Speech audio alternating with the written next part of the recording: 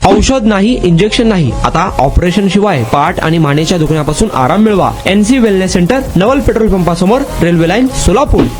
राहत्या घरात झोपलेल्या महिलेला उचललं. बीड तालुक्यातील एका गावामध्ये धक्कादायक प्रकार समोर आला आहे. घरात झोपलेल्या विवाहितेला उचलून गावाबाहेर नेत तिच्यावर अत्याचार करण्यात आला आहे. त्यानंतर तिला गावामध्ये आणून गावच्या चावडीवर खांबाला बांधून ठेवले गेले. हा प्रकार सकाळी समोर आल्यानंतर गावकऱ्यांनी या विवाहितेची सुटका केली. या प्रकरणात पिंपळनेर पोलीस ठाण्यात गुन्हा दाखल करण्यात आला असून पोलिसांनी तातडीने कारवाई करत आरोपी वैभव पटेकर याला अटक केली आहे. आरोपीला न्यायालयात हजर केले असता न्यायालयाने 17 मार्च पर्यंत पोलीस कोठडी सुनावली आहे. दरम्यान या प्रकरणात पिंपळनेर पोलिसांसह पिंक पथकाकडून तपास केला जातोय. परंतु या घटनेनंतर परिसरात एकच खळबळ उडाली आहे. आणि आता अवस्था अशी व्हायला लागली होती की मी बसत किंवा उभं राहत नव्हतो, तर जास्तीत जास्त झोपून राहायचा प्रयत्न करायचो.